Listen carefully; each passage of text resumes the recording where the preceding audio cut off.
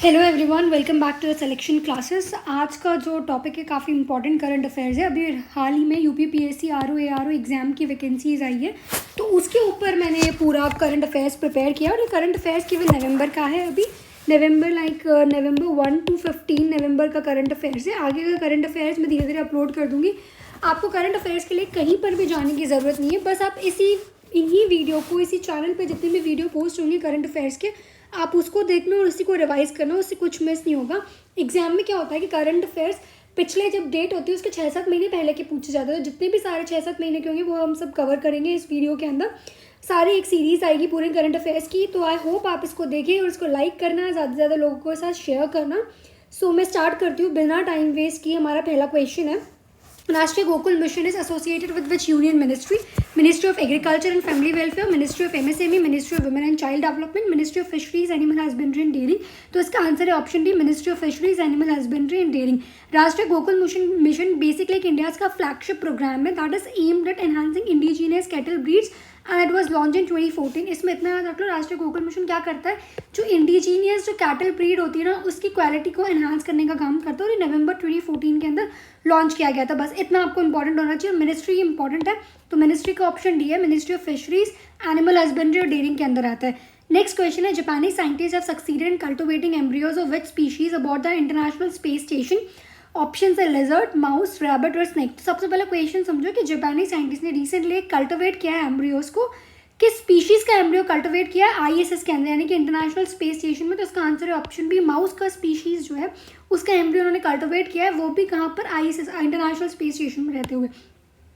Next question है, which institution regulates the cooperative banks in India? RBI, NABARD, ministry of corporation, NITI Aayog. इसका answer है option है RBI, reserve bank of India. अब इसके पीछे का कॉन्टेक्स्ट समझते हैं कि रिजर्व बैंक ऑफ इंडिया जो है उन्होंने ये अनाउंस किया है जितने भी district cooperative, central cooperative banks होते हैं, अब उनके पास ये अथॉरिटी दी गई है कि वो अपने अनरिम्यूनरेटिव ब्रांचेस, यानी कि जिनके पास रेवेन्यू कम आता है, उस ब्रांच को वो without approval, prior permission from the central bank, वो खुद ही बंद कर सकते हैं। इससे पहले क्या होता था, अगर किसी को बंद करनी है वो ब्रांचेस, तो उनको किसकी परमिशन लेनी पड़ती थी? प्रायर परमिशन सेंट्रल बैंक से। बट अब उसको वो जरूरत नहीं है।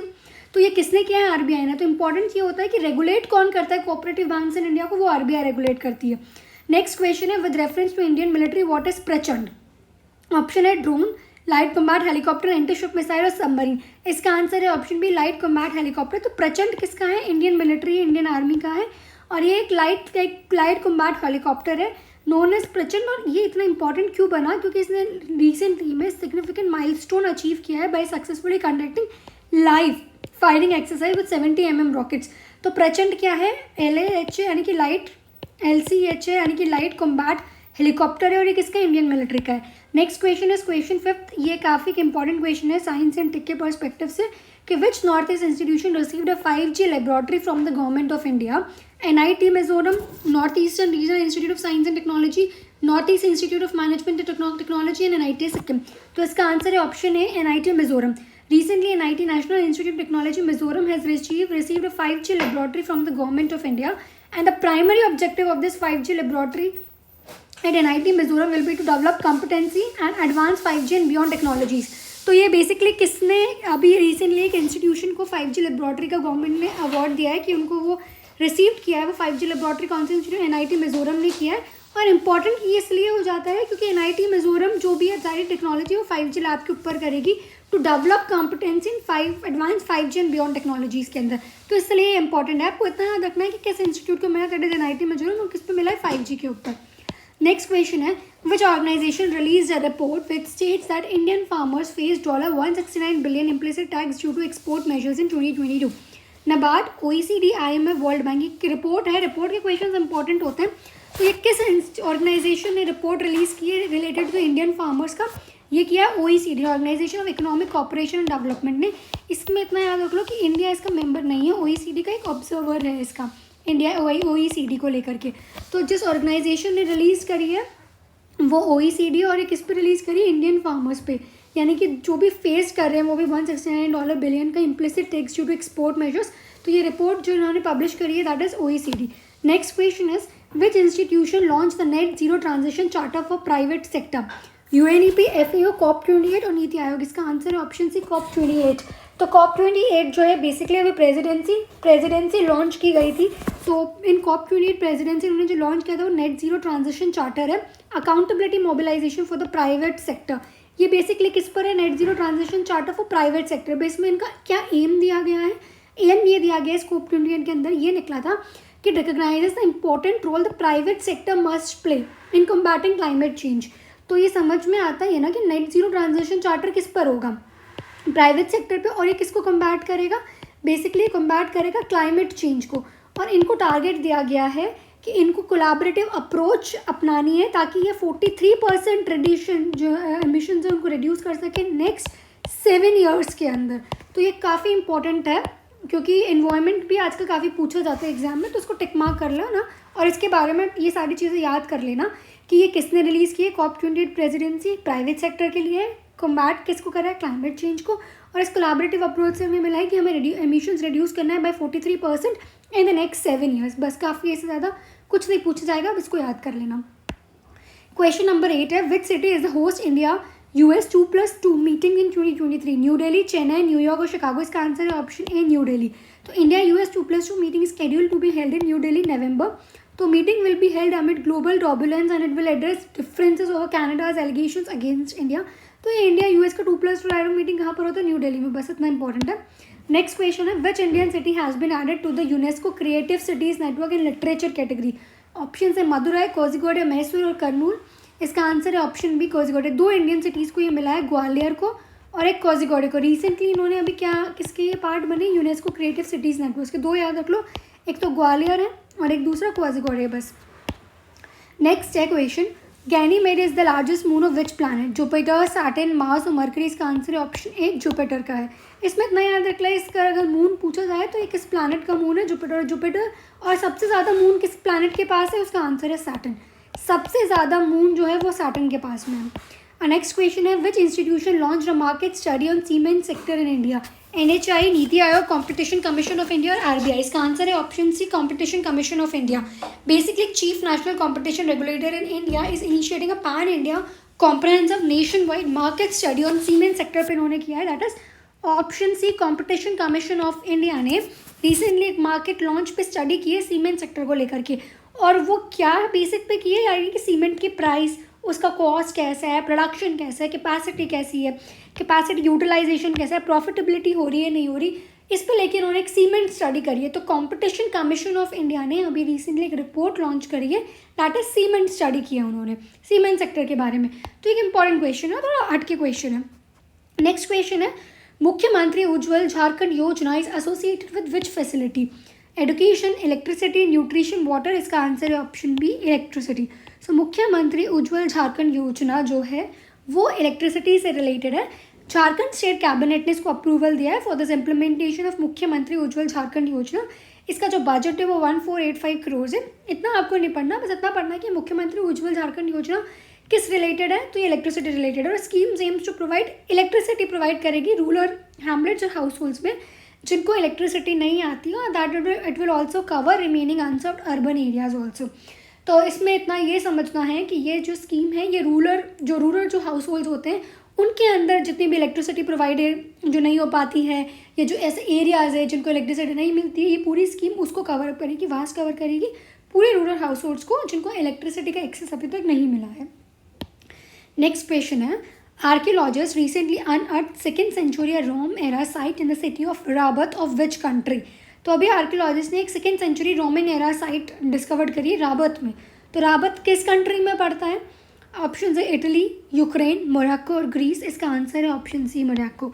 इसमें क्यों? क्योंकि मोरक्कन आर्कियोलॉजिस्ट ने रिसेंटली एक रोमन एरा साइट जो है रबात में मोरक्को में वो डिस्कवर करी है। 2nd century टाइप है, जैसे हमारे टाइम पे पहले मोहनजोदड़ो था, ऐसे उन्होंने एक रोमन एरा साइट डिस्कवर किया।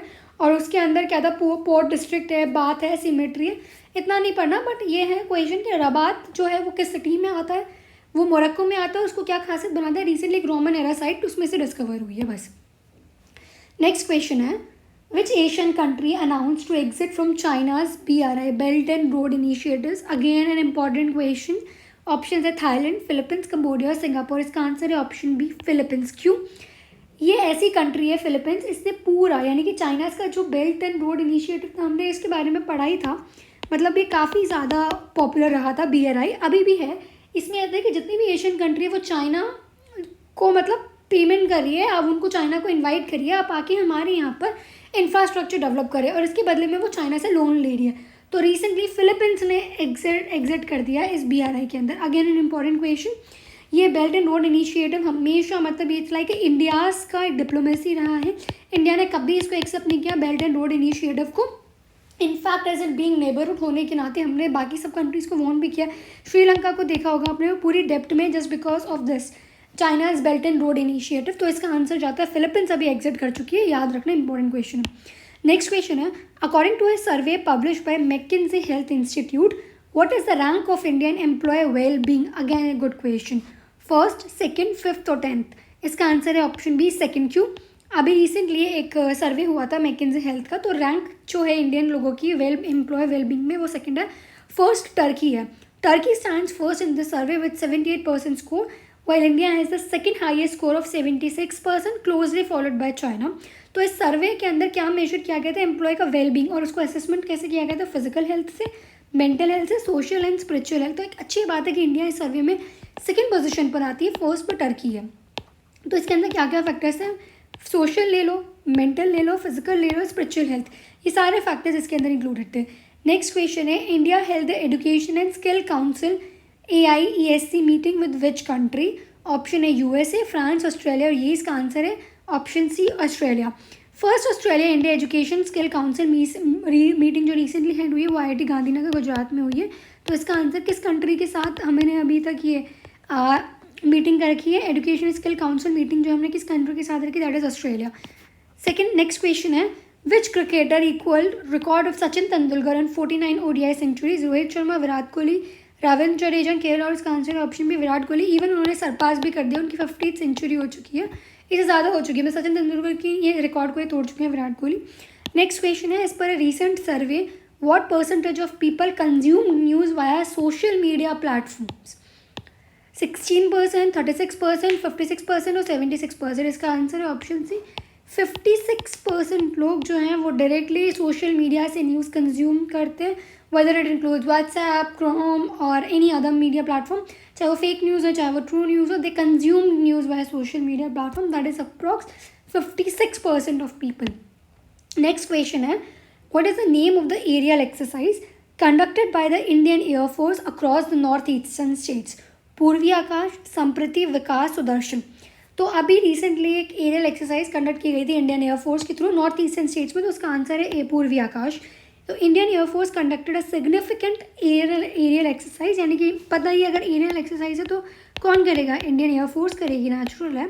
तो उसको क्या नाम दिया गया है? अक्रॉस नॉर्थ ईस्टर्न स्टेट्स में रखी गई थी Purvi Akash, across north eastern states along with the China border. जितने भी नॉर्थ ईस्ट के स्टेट्स पड़ते हैं इस तरफ, सिक्किम हो गया, मणिपुर है, मेघालय है, नागालैंड है, तो ये सारे जितने भी नॉर्थ ईस्टर्न स्टेट्स हैं, तो इसके अंदर जो है इन्होंने एक पूर्वी आकाश करके एयरफोर्स किया था, एक एरियल एक्सरसाइज करी थी इंडियन एयरफोर्स ने, तो इसका नाम है पूर्वी आकाश, तो ये याद रखना। नेक्स्ट क्वेश्चन है, Indian navy's latest under construction guided missile destroyer has been named after which Indian city? Option है वाराणसी, कोची, सूरत, पणजी। तो इसका आंसर है ऑप्शन सी, सूरत। इंडियन की जो नेवी है लेटेस्ट, उन्होंने एक under construction guided missile destroyer है, उनको सूरत सिटी के नाम पे रखा गया है। इसके बारे में थोड़ा पढ़ते हैं, इसमें क्या है। जो क्रेस्ट ऑफ इंडियन नेवी का latest under construction guided missile destroyer Surat was unveiled by Bhupendra Patil, the Chief Minister of Gujarat, at a vibrant ceremony in the city of Surat in the presence of ADM R. Harikumar, the Chief of the Naval Staff। तो ये इन्होंने जो missile है, जो भी destroyer under construction है, तो ये इंडियन जो नेवी है हमारे टाइम में, इंडियन नेवी ने किसके नाम पे रखी है? सूरत सिटी के नाम पे रखी है, उस मिसाइल का नाम भी सूरत ही रखा है। नेक्स्ट क्वेश्चन है, what is the name of the recently launched brand of national cooperative organics limited NCOL? Recently उन्होंने ब्रांच लॉन्च किया, इसका नाम क्या है? नमो Organics, Bharat Organics, India fresh, India dairy. इसका आंसर है ऑप्शन बी, भारत ऑर्गेनिक्स। ये क्या काम करती है NCOL? कॉर्पोरेशन मिनिस्टर जो है Amit Shah launch this Bharat organics brand of the newly launch national cooperative organics limited. So it will have as many 20 products in the market by December 2023। तो NCOL will pass on 50% of its profit earned over the MSP of any crop directly to the bank account of farmers, while the rest will be used for the growth of the organization. इसको अगर मैं समझाऊँ तो इसमें आपको ये समझना है कि रिसेंटली अभी NCOL ने यानी कि नेशनल कोऑपरेटिव ऑर्गेनिक्स लिमिटेड ने ब्रांड लॉन्च किया है, दैट इज़ भारत ऑर्गेनिक्स. तो इससे जितना भी प्रॉफिट होगा, भारत ऑर्गेनिक्स एक न्यूली ब्रांड लॉन्च किया गया है, इससे जितना भी इसने लाइक भारत ऑर्गेनिक्स से 20 प्रोडक्ट्स मार्केट में लॉन्च करने हैं दिसंबर 2023 के अंदर.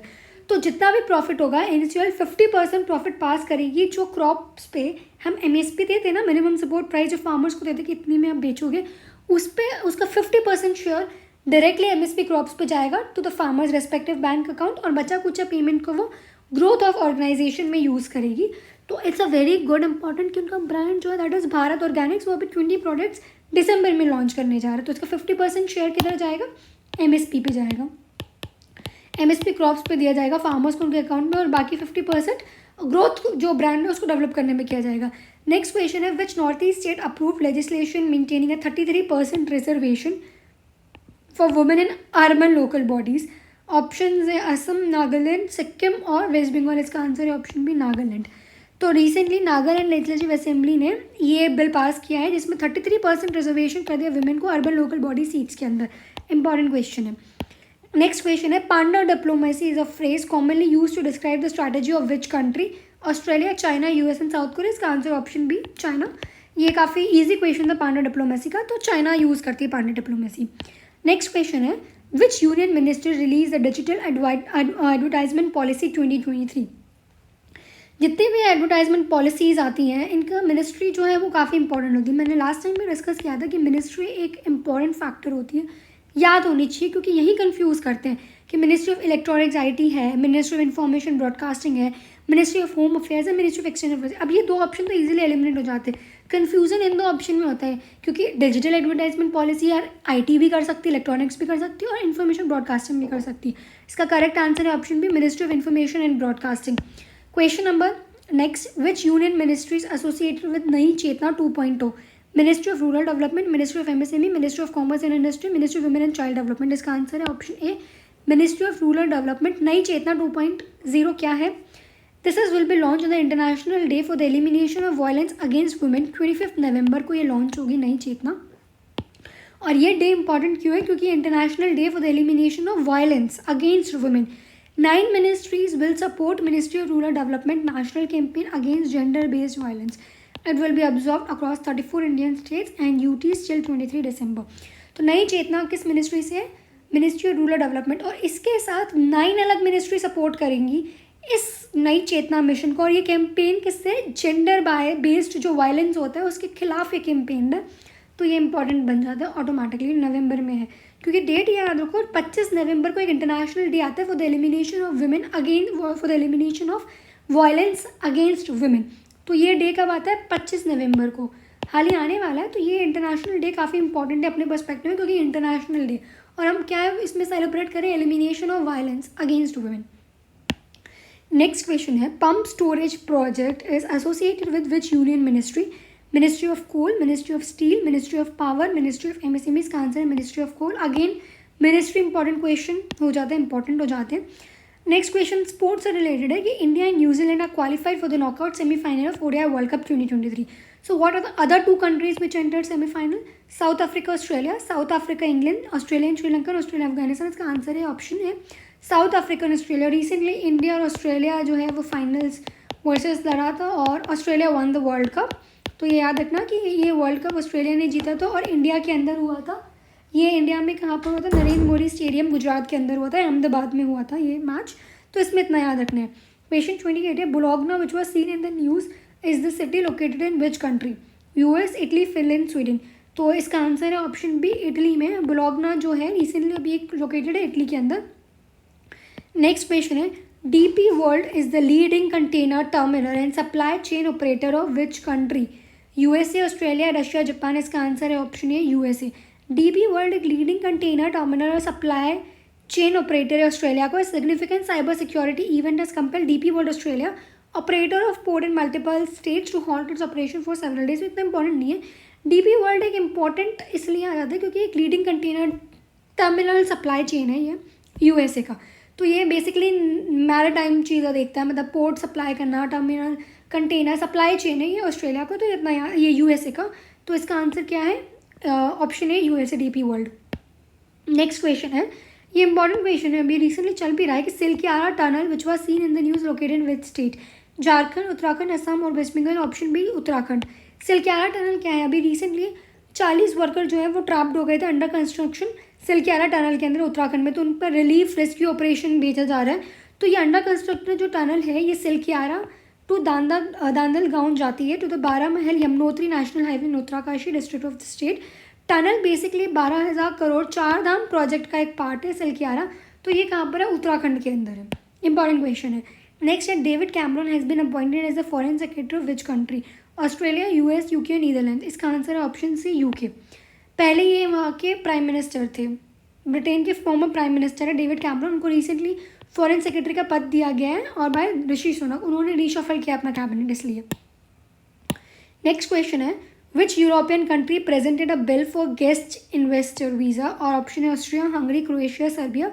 इसका आंसर है ऑप्शन बी हंगरी।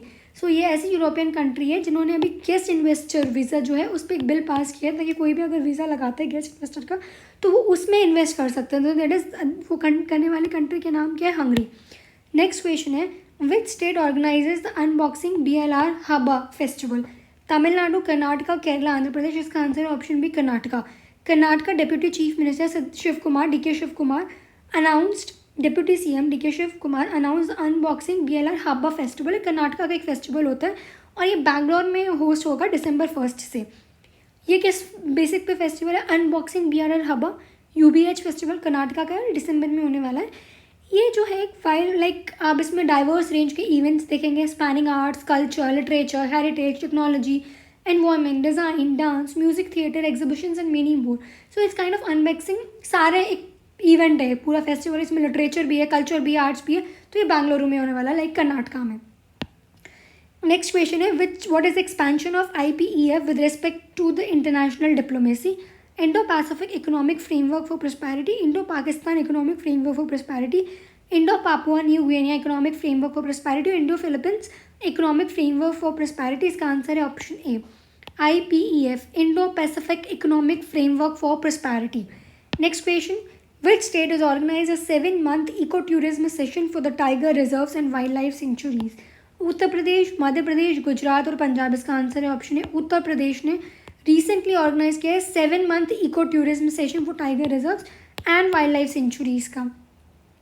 सो इसमें क्या होगा कि जो यूपी की फॉरेस्ट कॉर्पोरेशन है वो रिस्पॉन्सिबल है इस पूरे टूरिज्म को गवर्न करने के लिए और वो अलाउड करेंगे reduction in charges for jungle safaris and accommodation and departmental facilities compare to the previous to larger crowd. Like recent एक 7-month इको टूरिज्म चलने वाला है तो वो यूपी चला रहे हैं। नेक्स्ट क्वेश्चन है, वो is the first recipient of Manohar Parrikar Yuva scientist award? Exam इसके ऑप्शन है डॉक्टर माधवराज, P वीरुमुथुवेल, ऋतु कारिदल, कल्पना कालहस्ती। इसका आंसर है ऑप्शन है doctor Madhavraj as of the UR Rao satellite centre of ISRO has become the first recipient of Manohar Parrikar Yuva scientist award. तो ये इसरो के साइंटिस्ट हैं, याद रख लेना। नेक्स्ट क्वेश्चन है, which country hosted the voice of the global summit recently? India, Indonesia, Sri Lanka और बांग्लादेश। इसका आंसर है ऑप्शन है India. Next question, as per a CDC WHO report around 11 lakh children in India miss the first dose of the measle vaccines. Miss the first dose of which vaccine? इसका answer है Covid, measles, pneumonia, rubella. इसका answer है option B measles. तो around 11 lakh children ने miss कर दिया अपना first dose किस वैक्सीन का? मीजल्स का। और ये मीजल्स कंटाजियस डिजीज है, वापस भी आ सकते हैं, मीजल्स, मम्स, रूबेला हम जिसे कहते हैं। नेक्स्ट क्वेश्चन है, which state is associated with 75% reservation for local people in private sector jobs in the state? Telangana, Haryana, Gujarat, Goa. इसका आंसर है ऑप्शन बी हरियाणा ने 75% रिजर्वेशन कर दिया लोकल पीपल का इन प्राइवेट सेक्टर जॉब्स। तो पंजाब और हरियाणा ये दो स्टेट्स हैं ऐसे। तो पंजाब और Haryana high court quash the Haryana government. किसने किया ये? हरियाणा। तो दोनों ने मिलकर हाईकोर्ट ने क्वैश किया किसको? हरियाणा गवर्नमेंट को, by guaranteeing 75% reservation for local people, वो भी प्राइवेट सेक्टर जॉब्स में। तो स्टेट गवर्नमेंट अब क्या करेगी? Will soon approach the supreme court against the decision of Punjab and Haryana high court on the employment law. मतलब क्या है, हरियाणा गवर्नमेंट जो है उन्होंने ये गारंटीड कर दिया कि 75% रिजर्वेशन मिलेगा लोकल पीपल को प्राइवेट सेक्टर जॉब्स में। तो अब स्टेट गवर्नमेंट क्या कर रही है, अप्रोच कर रही है सुप्रीम कोर्ट को, ताकि इन्होंने जो बिल पास किया है, जिनको हाई कोर्ट ने जो डिसीजन दिया है उसके खिलाफ ये सुप्रीम कोर्ट में कुछ सुनवाई करेगी, लाइक उन्होंने पिटिशन फाइल कर दी है। नेक्स्ट क्वेश्चन है, which organisation is associated with commission on social connection? IMF, UNICEF, UNESCO, WHO। इसका आंसर है ऑप्शन डी, WHO ऑर्गेनाइजेशन है विद कमीशन, ये एसोसिएटेड किससे, commission on social connection. Important question है। Next है, which institution has mandated penny drop verification for NPS fund withdrawal? RDI, PFRDA, SEBI और RBI। इसका answer है ऑप्शन बी, PFRDA। PFRDA क्या है, pension fund regulatory and development authority. उन्होंने penny drop verification को mandatory किया है for the withdrawal of the funds by subscriber of NPS, national pension system के अंदर। Atal pension Yojana, NPS lite as well as the modification and the bank details. तो ये किस institute ने मैंडेट किया पेनी ड्रॉप, और किसके लिए, NPS नेशनल पेंशन सिस्टम के लिए, वो है PFRDA, pension fund regulatory development authority. Next question है, scientist have detected which disease in Antarctica region for the first time? Avian flu, anthrax, foot and mouth disease और blue tongue virus. Option है avian flu. Next question is, India's first ever lavender farm is constructed in which state और UT? Uttarakhand, Jammu Kashmir, Himachal Pradesh and Sikkim. इसका answer है option B, Jammu and Kashmir में India का first ever lavender farm देखने को मिलेगा कभी कभी चाला विलेज, जम्मू एंड कश्मीर के अंदर, काठुआ डिस्ट्रिक्ट में। कहाँ पर है, जम्मू कश्मीर में काठुआ डिस्ट्रिक्ट में। और इसको कौन ओन करे इस लाइन को, department of agriculture, production and farmer welfare. तो ये याद रख लेना कि इंडिया का फर्स्ट एवर है। तो ये इंपॉर्टेंट है कि फर्स्ट एवर इसलिए इंपॉर्टेंट है क्योंकि first ever lavender farm Jammu Kashmir में काठुआ डिस्ट्रिक्ट में, उसको जो लैंड है इसको ओन कर रहा है, डिपार्टमेंट कर रहा है एग्रीकल्चर, प्रोडक्शन और फार्मर्स वेलफेयर का। India launch an innovation platform and anti microbial resistance EMR innovation dialogue along with which country? Sweden, Switzerland, Australia, Finland. Option B, Switzerland. Next question, which country is associated with integral field ultraviolet spectroscope experiment? US, UK, China, Germany. इसका answer है option है US। जब ऐसे कोई country कोई मतलब like project से related आए, कोई एक्सपेरिमेंट से रिलेटेड आती है, अल्ट्रा वायलेट स्पेक्ट्रोस्कोपी, या जिन्होंने सैटेलाइट लॉन्च किया, ज़्यादातर उसके आंसर ऑप्शन US होता है। अगर ऑप्शन में US है तो ये याद रखना, ये एक ट्रिक है, तो इसको दिमाग में रखना। नेक्स्ट क्वेश्चन है, as per the annual report on road accidents in India 2022, which state recorded the highest number of person killed in road accidents? Gujarat, Uttar Pradesh, Rajasthan, Karnataka. इसका आंसर है ऑप्शन बी, उत्तर प्रदेश में सबसे ज़्यादा रोड एक्सीडेंट्स हुए लास्ट ईयर की report से अकॉर्डिंग। State of climate service annual report release by which institution? FAO, WMO, UNEP और IEA। इसका आंसर है WMO, world meteorological organisation release करती है स्टेट ऑफ क्लाइमेट सर्विस का एक एनुअल रिपोर्ट रिलीज होता है। ये एक एनुअल रिपोर्ट है और इसको WMO रिलीज करती है। नेक्स्ट क्वेश्चन है, national efficient cooking programme is associated with which institution? EESL, NABARD, NITI Aayog, REC। इसका आंसर है ऑप्शन है national efficient cooking programme, EESL, यानी कि एनर्जी एफिशिएंसी सर्विस लिमिटेड, एक joint venture involving public sector undertakings, ministry of power के अंदर आती है। तो ये याद रख लेना किस मिनिस्ट्री में आती है। तो ये जॉइंट प्रोग्राम है नेशनल एफिशिएंट कुकिंग प्रोग्राम और एनर्जी एफिशिएंट सर्विस लिमिटेड को, ये दोनों किस मिनिस्ट्री के अंदर आती है? मिनिस्ट्री ऑफ पावर के अंदर आती है। ये इंपॉर्टेंट हो जाता है, मिनिस्ट्री याद रखना, मिनिस्ट्री ऑफ पावर में आती है। Which Indian state back the global responsible tourism award 2023? Assam, Kerala, Goa, Uttarakhand. इसका आंसर है ऑप्शन बी, केरला ने अभी रिसेंटली इस अवार्ड को जीता है ग्लोबल रिस्पॉन्सिबल टूरिज्म के लिए। नेक्स्ट क्वेश्चन है, बस ये लास्ट क्वेश्चन था, टोटल 50 क्वेश्चन थे। सो ये सारे क्वेश्चन काफ़ी इंपॉर्टेंट है। कहीं पर भी करंट अफेयर्स के लिए आपको जाने की ज़रूरत नहीं है। मैं हर 15 दिन के करंट अफेयर्स लाई थी 1 to 15 नवंबर के। नेक्स्ट वीडियो में आपको उसके आगे करंट अफेयर्स मिलेंगे, जितने भी पुराने करंट अफेयर्स है लाइक पास्ट 5 to 6 मंथ, वो सारे मैं कवर करूँगी और हमारा एडिटोरियल आता रहेगा, जिससे आपको सारी चीज़ें पता लग जाए। तो आप ये पूरे करंट अफेयर्स जानने के लिए इसी चैनल पर स्टिक रहिए, ज़्यादा कुछ मत पढ़िए, आप इसी पे स्टिक रहिए, इनसे बाहर कहीं कुछ नहीं आएगा। तो पढ़ते रहिए और चैनल को लाइक, शेयर, सब्सक्राइब ज़रूर करें वीडियो को। Thank you.